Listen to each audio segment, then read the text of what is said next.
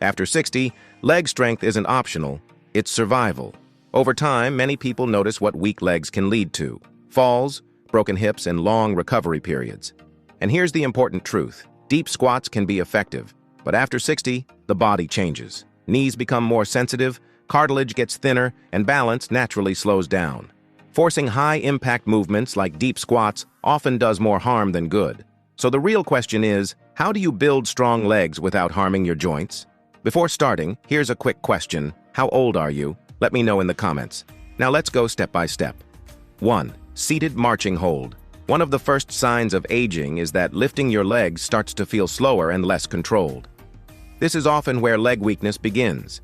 This exercise helps reactivate those muscles safely. Sit on a steady chair with your feet flat on the ground. Slowly lift one knee up, hold it for 5 seconds, then bring it down slowly. Switch legs. Do 10 repetitions on each side. This strengthens the hip muscles that help you walk properly. When they weaken, steps turn into shuffling. Do this twice daily. 2.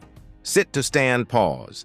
A clear sign of leg strength is how easily you can stand up from a chair.